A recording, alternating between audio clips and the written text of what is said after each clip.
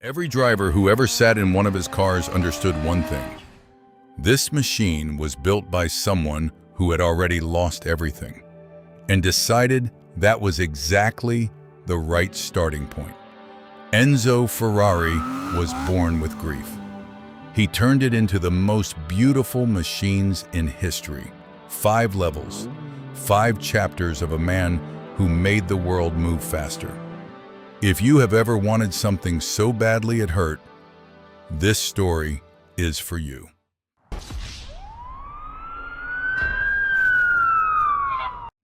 It is 1908. You are 10 years old. Your father takes you on a train to Bologna. You are going to watch a race. Not a horse race, a car race. You see the cars and something breaks open inside you. You do not understand it then, but you will spend your entire life chasing that feeling.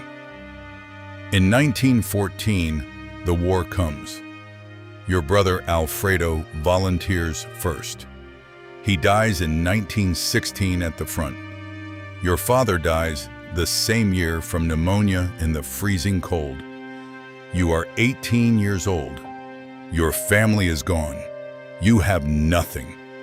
The army takes you next.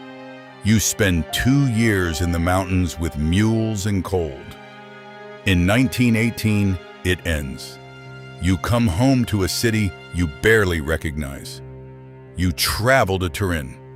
You go to the Fiat headquarters. You ask for a job.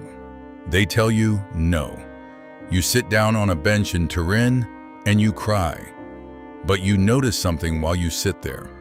Across the street is a fire truck company called CMN looking for workers.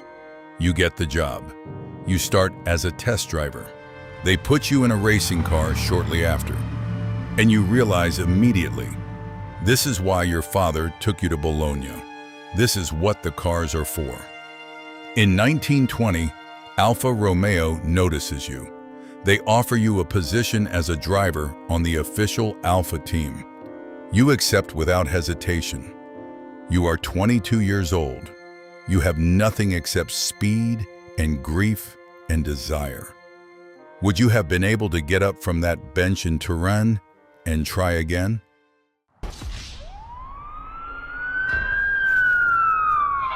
The 1920s at Alfa Romeo are everything you needed them to be. You discover something about yourself on the track. You are not the fastest driver, but you are the most technically intelligent. You understand every sound the car makes. In 1924, you win the Coppa Acerbo in Pescara, your most important victory. But something happens at that race that changes you. The mother of the Italian ace Francesco Baracca gives you a gift. She gives you her son's prancing horse emblem from his fighter plane. Her son Baracca had been Italy's greatest air ace. He died in the war. She tells you it will bring you luck. You put yellow behind it because that is the color of Modena. From this point, the prancing horse is yours, and it will outlive everyone in this story. By 1929, you understand something important. You are a better organizer than a driver. You found Scuderia Ferrari, not a car company yet, a racing stable for rich gentlemen drivers. You manage their entries, prepare their cars, negotiate with Alfa Romeo. By 1932, Alfa Romeo officially hands all racing operations to Scuderia Ferrari. Your son Dino is born in 1932. You name him Alfredo, after your dead brother. The 1930s are peak years. Scuderia Ferrari wins everywhere. Then, in 1938, Alfa Romeo dissolves the Scuderia. They want direct control again. They hire you directly as head of racing, then they fire you 8 months later. The separation agreement includes a condition. You cannot use the Ferrari name on a car for 4 years. You agree, because you already know what you are going to do after 4 years. You are 41 years old. You have never built your own car. That changes immediately. What would you do if someone told you that you could not use your own name?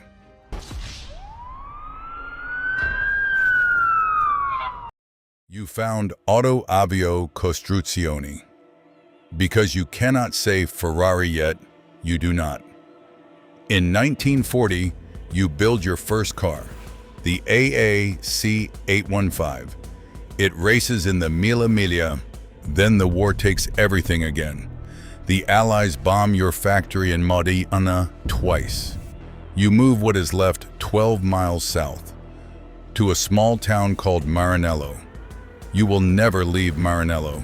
You will die there. On March 12, 1947, the 4-year restriction expires. You build the Ferrari 125S, Colombo-designed V12, 1.5 liters, 118 horsepower. The first race, the car breaks down. You almost quit. The second race, you win. It is confirmed. You can build cars. By 1948, Ferrari wins at the Mille Miglia, the most prestigious road race in Italy. You build the 166 mm Barchetta. Some say the most beautiful car ever made. The word gets out. Wealthy men from around the world want your cars. In 1950, Formula One begins, the first world championship in motorsport history. Ferrari enters immediately. In 1952, Alberto Ascari wins the Formula One World Championship for Ferrari. He wins again in 1953. 2 in a row. Ferrari is now the benchmark. You work 18 hours a day.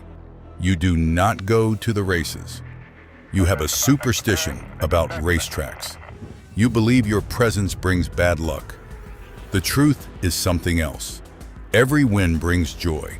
Every loss brings grief you cannot afford to feel at the circuit.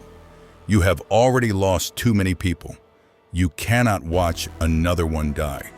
The question you have never asked yourself out loud is, what am I actually building this for?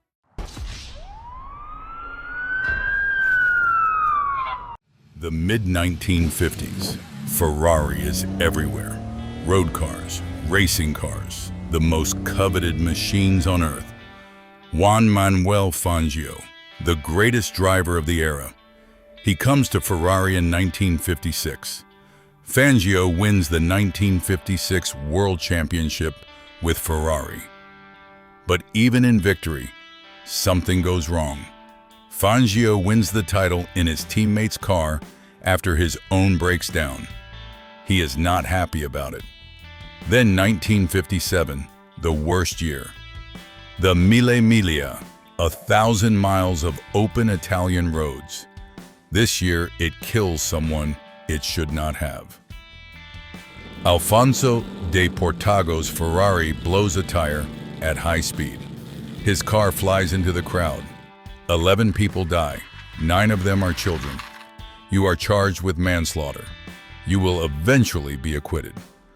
But the Mille Miglia is canceled forever. And also in 1957, your son Dino is dying. He is 24 years old. He has muscular dystrophy. He has been sick for years. Dino dies in June 1956. You name a car after him. The 246 Dino, the most emotionally loaded name on any car in history. 1958. Mike Hawthorne wins the F1 World Championship for Ferrari. Then Peter Collins, your favorite driver, the one you called my son, dies at the Nürburgring. You have now outlived a generation of drivers. In 1961, everything breaks at once. Your best engineers and managers revolt. 8 of your top people leave in one day. They go and start a competitor. They call it the Palace Revolt. You call it the day you found out who was replaceable. That same year, Phil Hill, wins the World Championship for you. But his teammate, Wolfgang von Trips, dies at Monza during the title-deciding race. Another driver, another family to call, another grief. Then 1963, the car, the Ferrari 250 GTO. Built to win GT racing, built in secret, built as a weapon. Only 36 were ever made. Today they sell for $70 million each.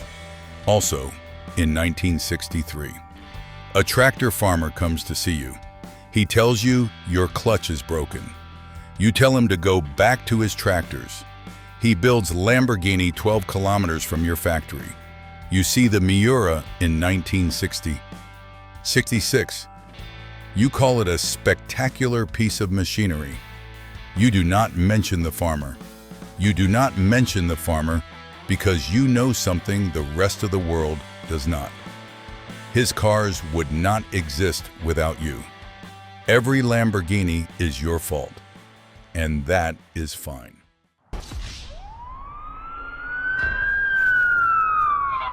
By the late 1960s, you have a problem. The road cars are expensive to make. The racing costs more every year. Fiat approaches you. They want to buy Ferrari. The deal you structure is perfect. Fiat buys 50%. Fiat funds the road car business. Ferrari keeps full control of the racing operation. You will not be told what to do about the racing, ever. In 1975, Niki Lauda wins the F1 World Championship for you. Lauda is the most technically intelligent driver you have ever worked with. In 1976, Lauda crashes at the Nürburgring and almost dies. He returns to racing 42 days later. He finishes 4th in Italy. You watch from Maranello. You do not go to the circuit. But this time, you are shaking. In 1979, Jody Scheckter wins the last Ferrari F1 championship you will ever see. Then in 1984, you build the GTO again, not for racing this time, for the road, and to prove you still can. In 1987, you launch the F40. You are 89 years old. It is the last car you personally oversee before your death. You know that. The F40 makes 478 horsepower. It weighs less than a modern SUV's door. It has no driver aids, no ABS, no traction control. It is the purest thing you have ever built. That is deliberate. On August 14th, 1988, you die in Maranello. You are 90 years old. You outlived your father, your brother, your son, most of your drivers, 2 world wars. You built 9,000 cars in your lifetime. Each one carried the badge of a dead war hero's horse.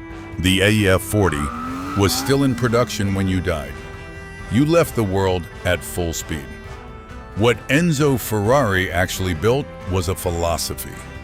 Speed is honest. It tells you exactly who you are. He lost his father at 16. He lost his brother. He lost his son. He lost a generation of drivers. He converted every single one into a faster car. Today, Ferrari is worth $80 billion. The F1 team has never been sold. It is still racing, still red, still Italian. He never watched a race. He watched from home in Maranello while his cars did the dying and the winning for him. He told the tractor farmer to know his place. And because of that, Lamborghini exists. Every empire starts with someone deciding not to stay on their bench. Zero to throne. Drop the level that hit hardest below. Subscribe. The next empire is already being built. Before he was a legend, he was a boy who cried on a park bench in Turin. He had nothing. No family, no money, No job, no plan.